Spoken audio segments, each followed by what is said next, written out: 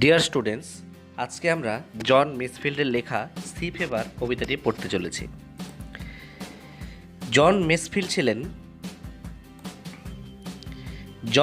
ছিলেন একজন ইংরেজ কবি, রাইটার এবং পোয়েট লরেট। পোয়েট লরেট কথাটির অর্থ হচ্ছে সভাকবি। ইউনাইটেড কিংডমের পোয়েট লরেট ছিলেন। ওনার জন্ম হয় 1878 সালের 1 জুন এবং উনি মারা যান 12 মে 1967 সালে। তিনি বাচ্চাদের জন্য অনেক নভেল লিখেছেন, তার মধ্যে বিখ্যাত হলো the Midnight Folk and the Box of Delights. Masefield হেয়ারফোর্ডশায়ারের লেডবুরিতে জন্মগ্রহণ করেন। তার বাবা জর্জ মেসফিল্ড এবং মা ক্যারোলাইন মেসফিল্ড। ছোটবেলায় জন্মের সময়ই তিনি তার মাকে, তার বোনের জন্ম হওয়ার সময় তার মা মারা যায় এবং তারপর থেকে তিনি তার মাসির কাছে মানুষ। যাই হোক, এই কবিতাটি মেসফিল্ডের পোয়েট্রি সল্ট ওয়াটার ব্যালাডস থেকে নেওয়া হয়েছে। সল্ট ওয়াটার ব্যালাডস হচ্ছে একটি কাব্যগ্রন্থ, সেখান থেকে এই কবিতাটি নেওয়া হয়েছে। সি ফেভার এই নামটি থেকে আমরা বুঝতে পারছি যে সি ফেভার হচ্ছে সমুদ্র জ্বর, অর্থাৎ জ্বর বলতে এখানে সমুদ্র দেখার জন্য তার যে একটা আশা আকাঙ্ক্ষা, এটাই এখানে তুলে ধরা হয়েছে। কবিতাটির সাবস্টেন্স লক্ষ্য করলে দেখা যাবে, the theme of the poem Sea Fever is quite obvious, wanderlust and wanderthirst. অর্থাৎ এই কবিতার প্রথম লাইনেই সাবস্টেন্সে আমরা দেখতে পাই যে ওয়ান্ডারলাস্ট এবং ওয়ান্ডারথার্স্ট হচ্ছে এই কবিতাটির মূল বিষয়। সি ফেভার অর্থাৎ কবি এখানে সমুদ্র দেখতে যেতে চান। সমুদ্র দেখতে যাওয়ার জন্য তার প্রবল বাসনা বা চাওয়া রয়েছে। The poem speaker hears the call of the sea, which is an irresistible invitation to adventure, exploration and independent living. কবি এখানে সমুদ্রের ডাক শুনতে পাচ্ছেন, যে ডাককে কিনা কোনোভাবেই উপেক্ষা করা যায় না। To know the unknown, to see the unseen and to conquer the unconquerable is the everlasting thirst of those people who basically love adventure.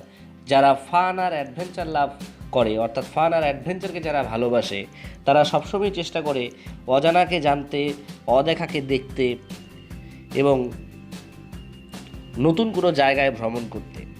মেসফিল্ডস poem sums up the temptation and excitements of travelling in a gigantic ship on a violent sea. মেসফিল্ডের এই কবিতাটিতে আমরা দেখতে পাবো একটি violent সমুদ্রে, অর্থাৎ প্রবল জলোচ্ছ্বাসের একটি সমুদ্রে মেসফিল্ড জাহাজে করে যেতে চান। জন মেসফিল্ড বিং এ সেলার, অর্থাৎ তিনি একজন সেলার ছিলেন, enjoyed the loneliness and quiet environment of the sea. তিনি লোনলিনেস এবং সমুদ্রের সেই নীরব এনভায়রনমেন্টকে তিনি পছন্দ করছেন। In the poem Sea Fever Masefield expresses his desire for sailing once again in the quiet sea under a quiet sky. অর্থাৎ এই কবিতাতে আমরা দেখতে পাবো মেসফিল্ড নীরব সমুদ্রে, নীরব আকাশের নিচে আরও একবার যাত্রা করার জন্য প্রস্তুত হচ্ছেন। এবার দেখে নিই কবিতাটির line by line explanation.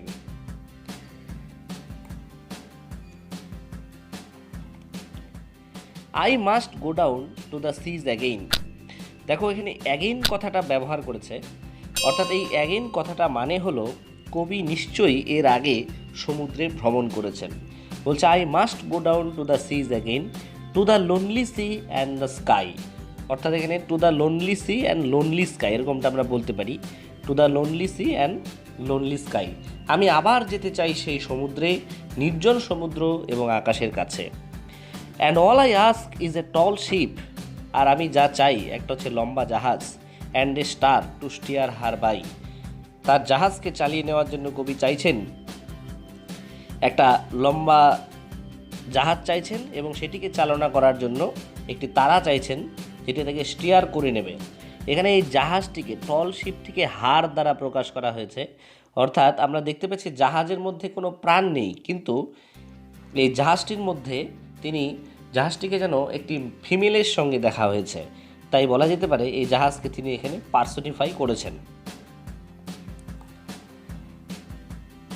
And the wheels kick, আর চাকার লাথি, হুইলস কিক চাকার ঝাঁকুনি বা লাথি, অ্যান্ড দ্য উইন্ড সং বাতাসের গান, and the white sail shaking white shell shaking অর্থাৎ সাদা পালের কম্পন, অ্যান্ড এ গ্রে মিস্ট ধূসর রঙের কুয়াশা অন দ্য সিস ফেস সমুদ্রের মুখে ধূসর রঙের কুয়াশা, and a grey dawn breaking, dawn মানে ভোর, লেখাটা একটু এদিকে সরে এসছে, মিস্ট মানে কুয়াশা, and a grey mist on the sea's face and a grey dawn breaking অর্থাৎ সমুদ্র বক্ষে ধূসর রঙের কুয়াশা আর ধূসর কুয়াশার মাঝে তিনি ভোরের আগমন দেখতে চাইছেন। তারপরে দেখো দ্বিতীয় প্যারাটা, I must go down to the seas again, আমি আবার সমুদ্রে যেতে চাই, for the call of the running tide, কারণ রানিং টাইড, টাইড মানে হচ্ছে জলোচ্ছ্বাস, টাইড মানে এমনি জোয়ার ভাটা, এখানে বলছে I must go down to the seize again, আবার দেখো ফার্স্ট লাইনের রিপিটেশন, আমি আবার সমুদ্র দেখতে যেতে চাই, for the call of the running tide is a wild call and a clear call, এই লাইনটা কিন্তু চলছে, ফর মানে because the call of the running tide is a wild call and a clear call, running tide যে চলমান জলোচ্ছ্বাসের ডাক সেটা হচ্ছে একটা পাগল করা ডাক এবং একটা পরিষ্কার ডাক, that may not be denied, যেই ডাককে কিন্তু অস্বীকার করা যায় না।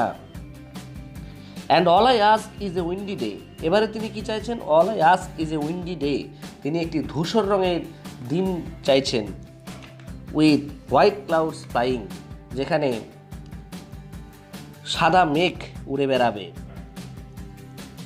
আর তিনি চাইছেন একটি বায়ুপূর্ণ দিন বা ঝড়ো দিন, আর যেখানে আকাশে উড়ে চলা সাদা মেঘের মালা, and the flung spray and the blown spume and the seagulls crying, flung মানে হচ্ছে ছিটকে পড়া, ফ্লাং শব্দটির অর্থ হচ্ছে ছিটকে পড়া, স্প্রে দেখো ছোট ছোট জলের কণা, অ্যান্ড দ্য ব্লোন স্পিউম, ব্লোন মানে দেখো হাওয়ায় ওড়া, and the seagulls crying, seagull হচ্ছে একটি, সিগাল শব্দটির অর্থ গাংচিল, অর্থাৎ সমুদ্রে এই ধরনের পাখি দেখা যায় আর কি, দেখো এখানে একটা ছবি দেখাচ্ছি, এটা হচ্ছে সিগাল।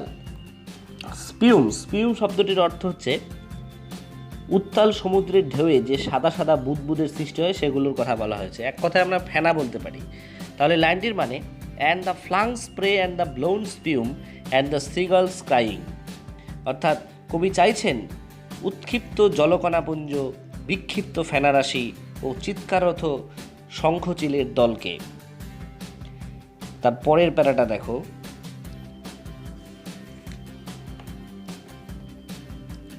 দেখো আবার একইভাবে শুরু হয়েছে, I must go down to the seas again, আমি আবারও যেতে চাই সেই সমুদ্রে, to the vagrant gypsy's life, এখানে ভ্যাগারান শব্দটির মানে হলো ভবঘুরে, আর জিপসি শব্দটির অর্থ হচ্ছে যাযাবর, অর্থাৎ আমি আবার যেতে চাই সেই সমুদ্রে, বেছে নিতে চাই ভবঘুরে যাযাবরের জীবন। To the gull's way, gull's way অর্থাৎ সিগালের দেখানো পথে, অ্যান্ড দ্য হোয়েলস ওয়ে তিমির পথে, হোয়ার দ্য উইন্ড, এটা is, where the wind is like a whetted knife, যেখানে বাতাস হচ্ছে একটা ধারালো ছুরির মতন। তাহলে কবি কি চাইছেন, যে আমি আবার যেতে চাই সমুদ্রে, বেছে নিতে চাই ভবঘুরে যাযাবরের জীবন, ঘুরে বেড়াবো শঙ্খচিলের মতন আর তিমির মতন, যেখানে বাতাস বইবে ধারালো ছুরির মতন।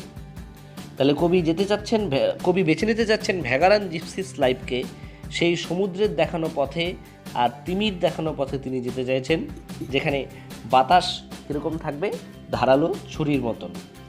All I ask is A Mary yarn, তিনি চাইছেন মেরি ইয়ার্ন, ইয়ার্ন মানে দেখো টেল, টেল বা খুশির, টেল মানে এখানে গল্প, ইয়ার্ন মানে এখানে গল্প, গল্প হচ্ছে গাঁজাখড়ি গল্প, অর্থাৎ যে গল্পকে এক্সাজারেট করা হয়, বাড়িয়ে বলা হয়। And all I ask is A Mary yarn, আনন্দের গল্প, ফ্রম এ লাফিং ফেলো রোভার, লাফিং ফেলো রোভার মানে হাস্যরত সহনাবিকের কাছ থেকে সে আনন্দের গল্প শুনতে চায়, এবং যা কিছু আমি চাই তা হচ্ছে হাস্যরত সহনাবিকের থেকে মজাদার বা বাড়িয়ে বলা গল্প। And the quiet sleep and sweet dream when the long tricks is over, when the long tricks is over এই ফ্রেজটিকে দেখো যখন দীর্ঘ সমুদ্রযাত্রা শেষ হয়, when the long tricks is over মানে যখন দীর্ঘ সমুদ্রযাত্রা শেষ হয়, সি ভয়েজ মানে হলো সমুদ্রযাত্রা, তাহলে তিনি সমুদ্রযাত্রা শেষে তিনি চাইছেন একটা সুইট ড্রিম, একটা শান্তির ঘুম। তাহলে আবার দেখছি, and I must go down to the seas again, আমি আবার যেতে চাই সেই সমুদ্রে, to the vagrant gypsy's life, ঘুরতে থাকা ভবঘুরে সেই মানে বেছে নিতে চাই সেই ভবঘুরে যাযাবরের জীবন, টু দ্য গার্লস ওয়ে, সিগালেট দেখানো পথে, অ্যান্ড দ্য হোয়েলস ওয়ে, তিমির দেখানো পথে, where the wind is like a whetted knife, যেখানে বাতাস হচ্ছে ধারালো ছুরির মতন। And all I ask is A Mary yarn, আর তিনি চাচ্ছেন একটা খুশির গল্প, ফ্রম এ লাফিং ফেলো রোভার, হাসতে থাকা রোভার মানে হচ্ছে নাবিক, সহনাবিকের কাছ থেকে তিনি গল্প শুনতে চান। অ্যান্ড এ কোয়াইট স্লিপ, আর একটা শান্তির ঘুম, অ্যান্ড এ সুইট ড্রিম, একটা মিষ্টি স্বপ্ন, when the long tricks is over, এটা এখানে ইজ আছে, লং ট্রিক্স ইজ ওভার, অর্থাৎ তার যাত্রা শেষে, লং ট্রিক বলতে এখানে সি ভয়েস, তার সি ভয়েস শেষে তিনি একটা শান্তির ঘুম চাইছেন। তাহলে এই ছিল আজকের এই কবিতাটি, তোমাদের আমি লাইন বাই লাইন পড়ে শোনালাম এবং এটার এক্সপ্লেনেশনও করলাম। তোমরা কবিতাটি ভালোভাবে পড়ো এবং ভিডিওটি পজ করে শব্দার্থগুলো তুলে নাও, আর কবিতাটি লেখক সম্পর্কেও একটু জানার চেষ্টা করো। আশা করছি কবিতাটি তোমাদের ভালো লাগবে আমি যেভাবে বোঝানোর চেষ্টা করলাম। আর যদি কবিতাটি ভালো লাগে তাহলে বন্ধুদের সঙ্গে অবশ্যই শেয়ার করো, আর আমার চ্যানেলটি অবশ্যই সাবস্ক্রাইব করো। Thank you for watching.